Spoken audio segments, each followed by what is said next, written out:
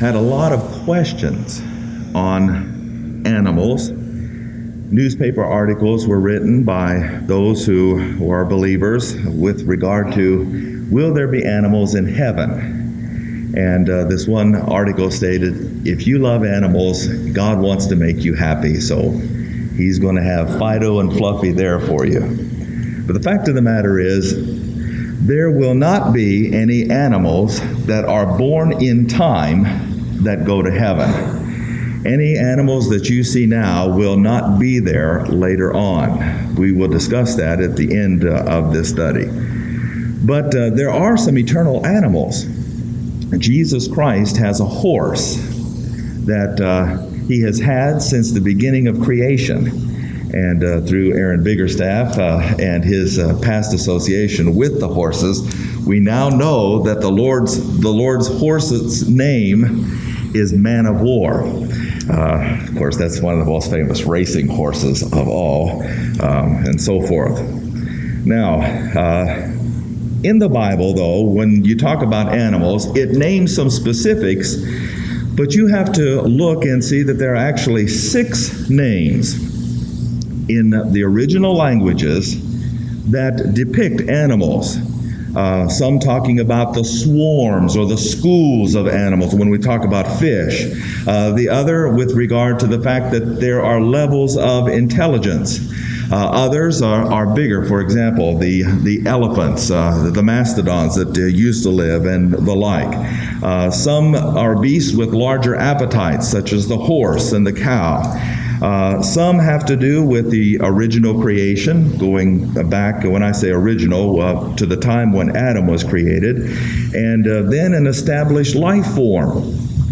Now, all of these are important because the animals are dependent upon us, and we're dependent upon the animals. We actually share this planet with them. And in fact, if all the animals were to die, we could not live.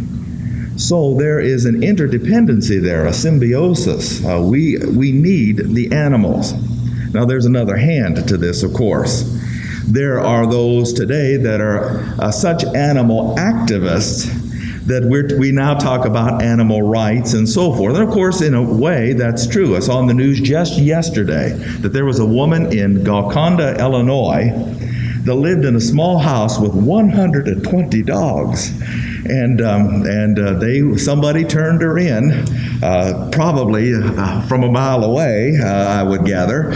But somebody turned her in, and they went there and got all of these various animals. And I think some of them even have been taken to our own Vanderbilt County Humane Society. Of course, you want to protect the animals. But some of the people who are animal activists believe that these animals are God.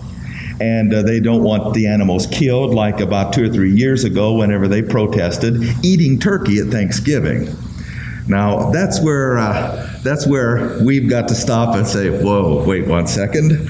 From time to time, we're going to have a thick, juicy steak, and some cow is going to have to give up its life in order for us to enjoy that, and on we could go. But the point is, on the one hand, we should have a healthy respect for other life forms. All life comes from God, and therefore we need to respect it.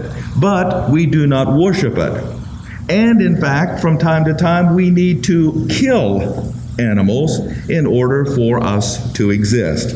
Now, again, if anybody wants to protest, I just simply say, go ahead and be a vegetarian. That's all right with me. But you remember, chickens and turkeys and ham and beef and all of those things, those are animals that we eat and enjoy. No more sausage on the old pizza, and no more bacon for breakfast, because there was a total commitment given by some pig so that you might enjoy your breakfast. Now, we are going through then an outline of some 22 points with regard to the animals. We're not going to go through all of them with regard to review, but simply to state that there is a lot in the Bible about animals. Even with these 22 points, we have not exhausted everything that God has to say with regard to the animals. Animals play an important part in God's will during human history.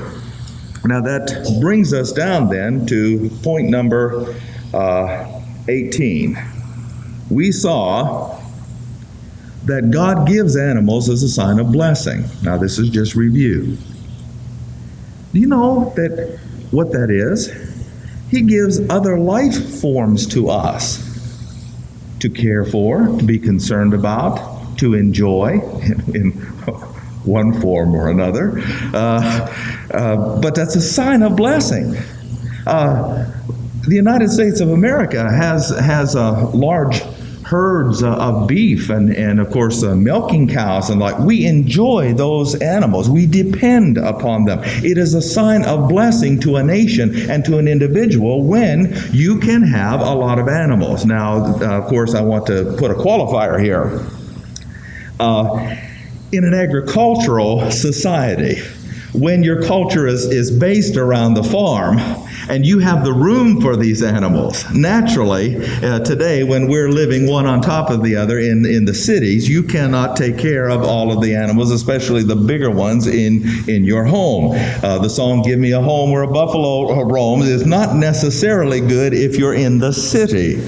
So, you understand what I'm talking about, though, when it's a sign of blessing. But on the other hand, taking animals from you is a sign of cursing. Now, I want to make a point here with point number 19, which is where we're going to start.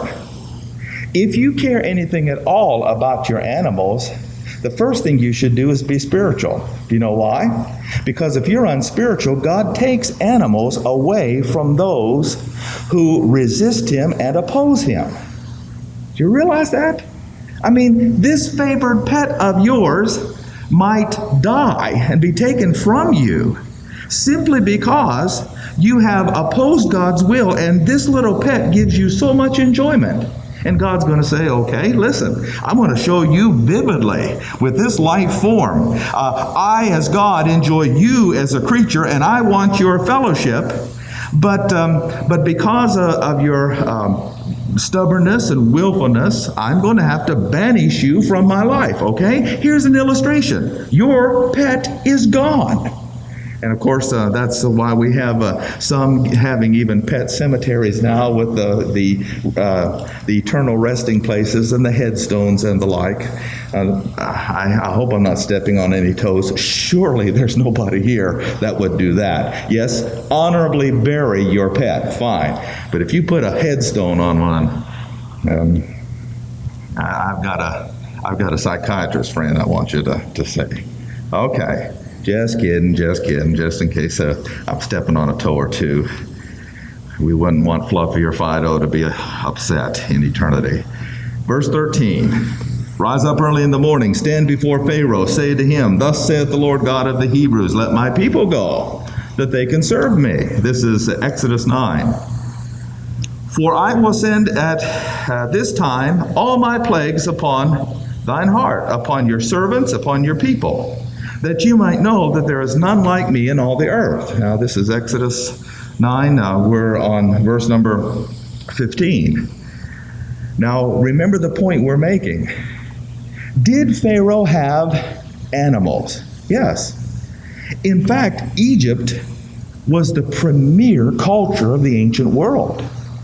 It was the greatest. It was the best. The pyramids attest to this as to how rich they were, how powerful they were. The central society on the face of the planet at this time. They had abundant cattle to feed their people who lived in relative luxury. Do you suppose Pharaoh also had pets that he enjoyed? Sure. He had a son, if you'll recall, who was heir to the throne. Undoubtedly, he had a puppy or many that were favored with him. But note, Pharaoh would not let the people of God go to serve him. They stood in the way of another service for God. For now, verse 15, I'll stretch out my hand that I might smite thee and thy people with pestilence, and thou shalt be cut off from the earth. And in very deed, for this cause I've raised thee up to show in thee my power. I'm going to show to all the world that even those in the highest positions with the most wealth, he's on the Fortune 500 list here. He's number one. And by the way, speaking of animals being the highest paid entertainers, did you know that Barney the dinosaur was up in the top 10 of the highest paid entertainers in the world? I think he was netting something like, was it $40 million a year? Was that what it is? Or it might have been. I thought it might have been more than, but it was up. It's more than we can count, that's for sure. Barney, he even beat Michael Jackson and was running up there with Oprah Winfrey. And these are the highest paid in the world. Boy, talk about animal rights. How did Barney get up there? So he's going to show the world and show Pharaoh through the animals here in a minute that you don't mess with God. You've exalted, verse 17, yourself against my people and won't let them go. Tomorrow, therefore, around this time, it's going to rain a grievous hail, such as has not been in Egypt since the foundation thereof, even until now. Send therefore now and gather your cattle. Now, just stop right here for a second. Here is an example of the grace of God.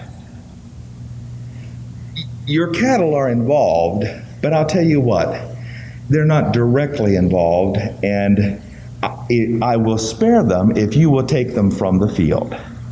I'm giving you fair warning.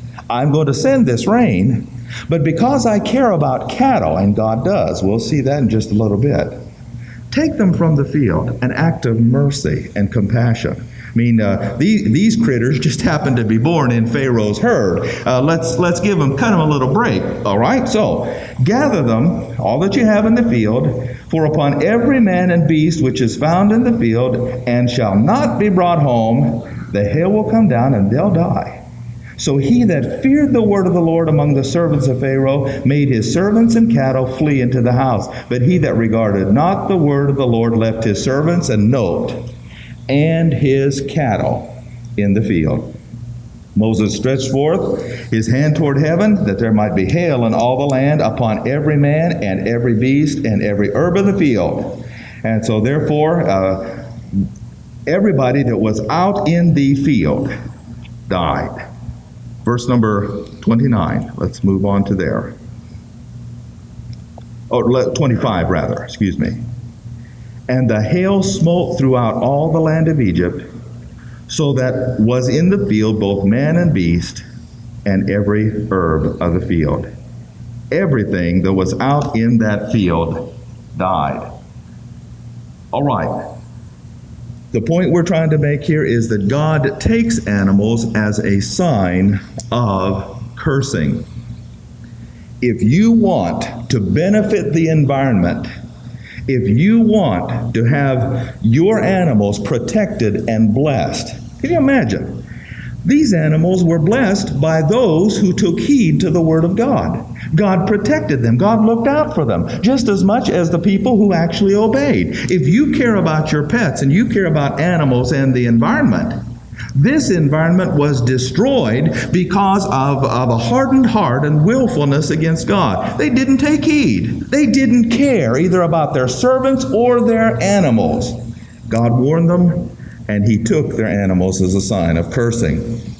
Okay, now, point 20. Let's turn to 1 Corinthians chapter 9.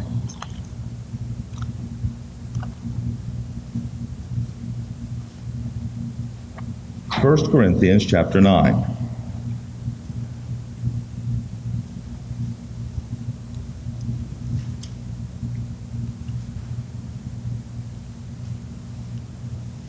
And I didn't mean first, I meant 2 Corinthians chapter 9.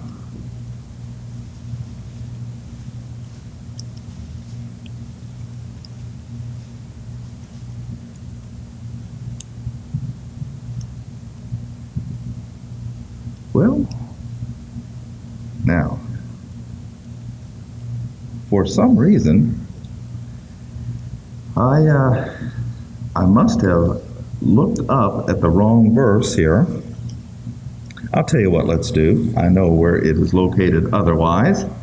Let's go to 1 Timothy chapter 5, where the same verse is repeated. I know it's there and I can't find it in 1st or 2nd Corinthians. Sorry about that.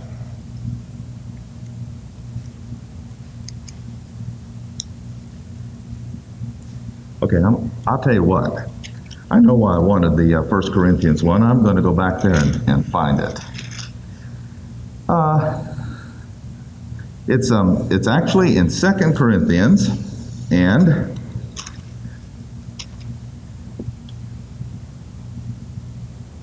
it talks about God caring for oxen.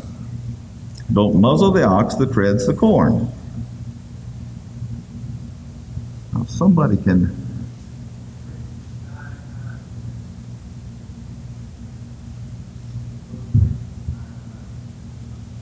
Okay. Now, I want to tell you something. That's what I've got in my notes. Oh, boy. There we go. I had that. It's right here, 1 Corinthians 9:9, but I looked and I couldn't find verse 9. Okay, we found it now. It says, it's written in the law of Moses. Now, that's one of the things we want to note with regard to animals, is that God actually has incorporated into His Word things to protect these various species that He's created. Spock says on Star Trek IV, to hunt a species to extinction is not logical, he says. Now, of course, that's true. But today, we don't understand that there are two sides of the coin. That there is a species of fallen angel that God is hunting to extinction, and that He's going to round them up from the universe, and He's going to confine them to hell, and they're going to burn there forever. So there's another hand to this business. But God also cares for animals. He has incorporated it into the law of Moses. Thou shalt not muzzle the mouth of the ox that treads out the corn. What a cruelty. You have to give your car gas in order to make it go. You have to feed your animals in order to help them, give them strength to labor for you. That is the point here.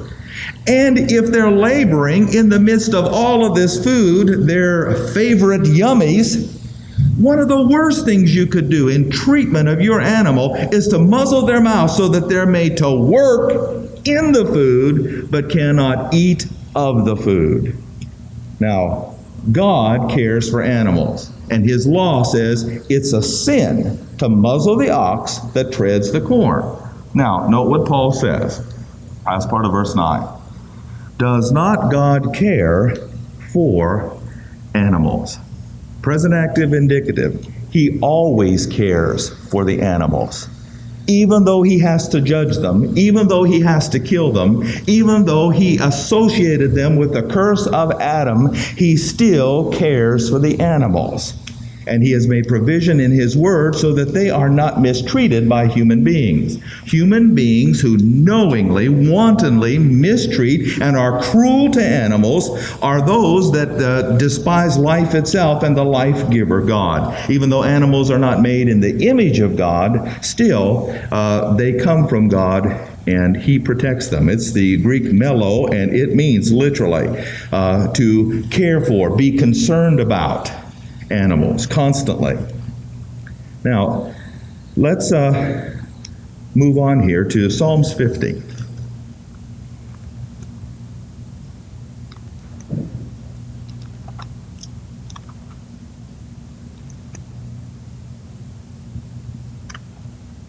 Psalms 50. 3 points here underneath this concept of caring for animals.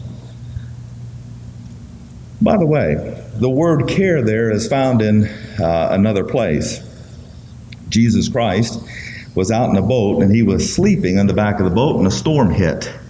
Everybody else was wide awake trying to keep that boat afloat, and he was in the back sleeping. And what did they cry? Master, carest thou not that we perish? Don't you care? Aren't you concerned about our lives?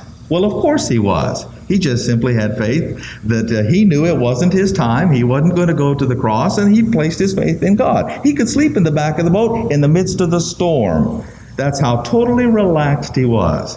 Talk about somebody with a relaxed mental attitude, laid back. God the Father's in control of my life. Now, that same word care there is used in caring for the animals. Don't you care, Master? Yes. Doth not God care for oxen? Yes. Point.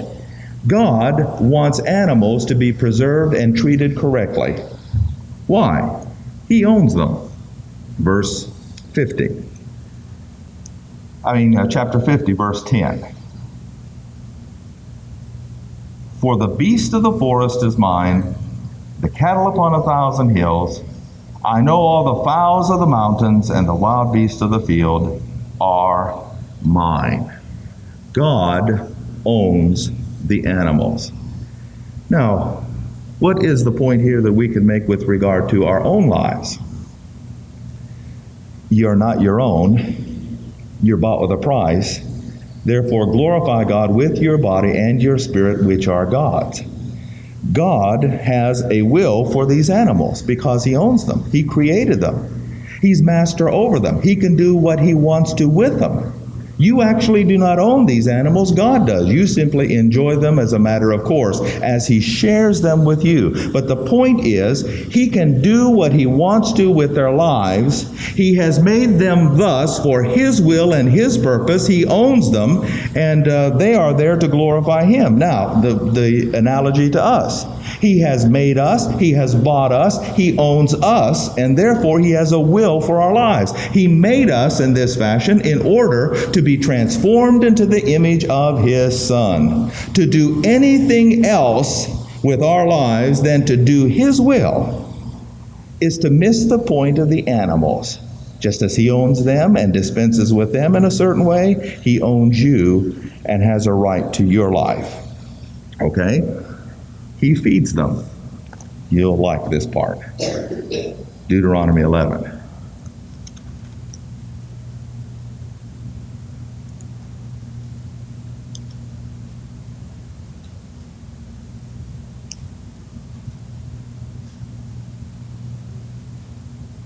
Deuteronomy chapter 11.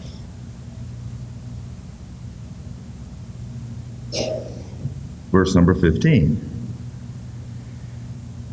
Now, again, remember that with Pharaoh, if there were any animals left in Egypt that were not killed in that storm with the lightning bolts coming down, the fire and the hail, the other animals that were preserved are still going to be forced to suffer. Why? What else did he kill? Their food. Now, not all of it, but they had some in store, of course. Egypt was famous for its storehouses of grain, and so they were preserved through this. But he also killed their food, so that the animals would suffer as well as the people for rejecting him. But Israel, he's telling Israel, look, if you're in my will and good graces, I'm going to, verse 15, send grass in the fields for your cattle. Then note that you might eat and be full. Hey, I like that. I'm sending grass for this cow over here so that you also can be filled over here. You can have a little barbecue and the like. But what am I saying? I'm saying that God cares for the animals, and also that the animals are oftentimes directly affected with our spiritual life. He is going to send grass for them that we might have a blessing. All right, let's move to Psalms 23.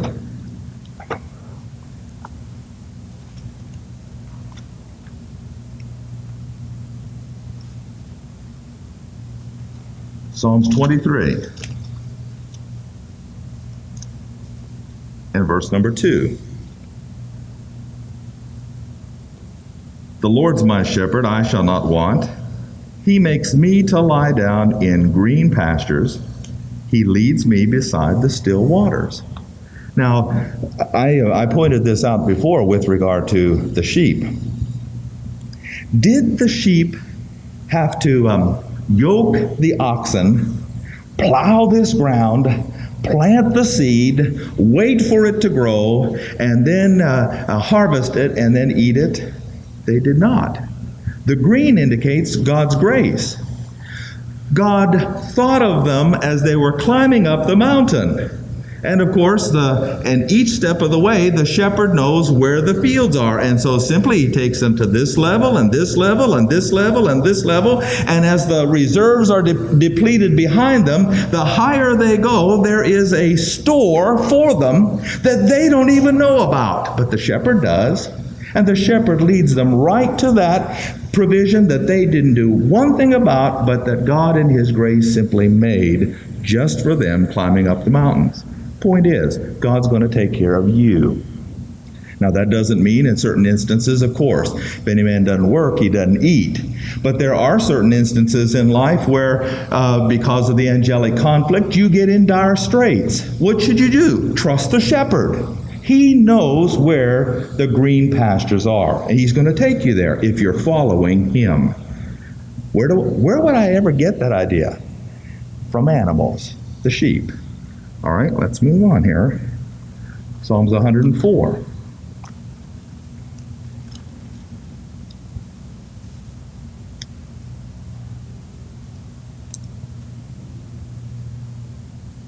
Verse 14. Now, this verse is a little different than the one we read in Deuteronomy. The one we read in Deuteronomy was, I'm going to feed the animals so that they might feed you. But in this case, I'm going to feed the animals that they might serve you. Look, verse 14. He causes the grass to grow for your cattle and the herb for the service of man, that he, man, might bring forth food out of the earth. Now, we're going to see in just a little bit that one of the animals, the ox, talks about prosperity and talks about having to put up with certain things in life in order to be prospered. But one of the things that God does is He allows us to harness the power and energy of the animals in order to grow more food for ourselves. Not just to eat them, but to use them. If we care for the animals in turn are going to care for us in giving us a variety of things to eat. Variety is the spice of life. God gives us a lot of things to choose from. Of course, nowadays it has to be fat-free without sodium or MSG. But aside from that, there are a lot of things out there to choose from. God feeds the animals. One more verse along these lines. Psalms 145, verse 16. Let's go to verses 15 and 16.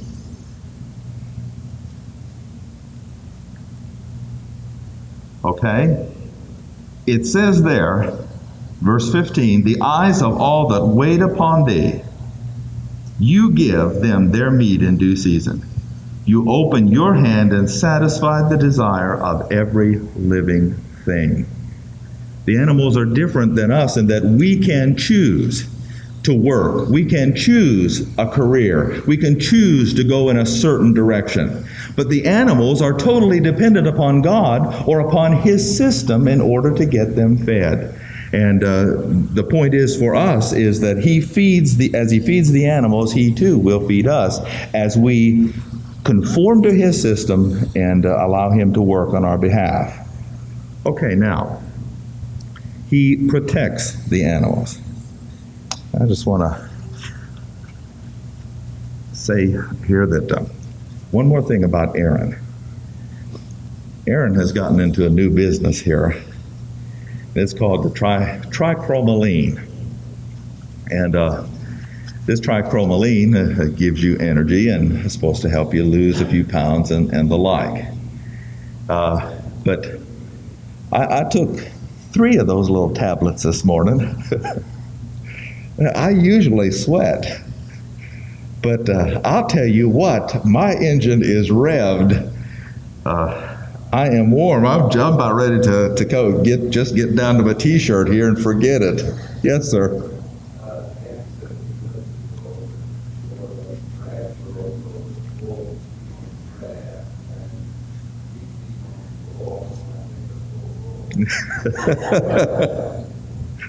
Which, of course, is true. Well, now that's, well, I was going to say, if you don't want him to repeat it, don't tell him.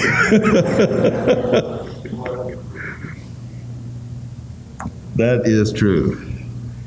Okay, where are we? On the next point under here, point 20. He protects the animals. Let's go to Psalms 36.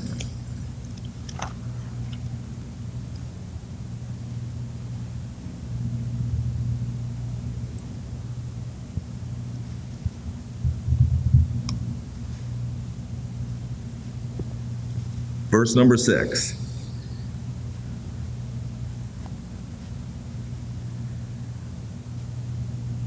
God is interested in preserving life on this planet. Now, as I said just a little bit ago, we are involved in life on this planet because of what's called the angelic conflict. Now, we are a subsequent creation to the original creation. We have been made by God to resolve the angelic conflict, and so that Jesus Christ might not just be made equal with the angels, but lower than the angels, enter the human race and defeat Satan from an inferior position mentally and physically, but from a superior position of totally depending upon God and His system to defeat all enemies. Jesus Christ, of course, won the angelic conflict with His life. His resurrection, ascension, and session prove that. God has accepted His work. Now, Jesus Christ controls history, and so therefore He controls life. And because He wants man to live on this planet, He also wants man to learn to respect life, part of the angelic conflict.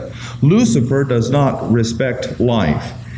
He started loving himself, but in effect he despised how God made him, and he wanted to be different than how the Creator made him, and he despised his own life and hurt millions and millions of other beings. But as far as God is concerned, He protects life, and especially the lives of animals. Verse 6. Thy righteousness is like great mountains, thy judgments are a great deep. O Lord, you preserve man and beast. Hebrew is yasha, and that means to deliver them, to keep them safe from harm, to keep them alive, to put a wall of fire around them, to put them in the center of His will and to cover them with His hand, and so forth, to overshadow them. Here it's in the Hiphil stem, which means He causes that to happen. Who is the one that preserves us? Man. It's Jesus Christ. But in order to preserve us alive on this planet, what else does He have to do? He has to give a watchful eye to the animals. He causes them to be preserved alive. Imperfect means that it's an incompleted action. It will always be Jesus Christ who protects the animals from harm. All right? Proverbs 12, verse 10.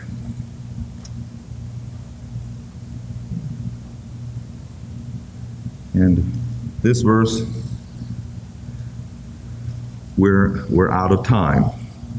For this session, we'll come back and go to point number 21.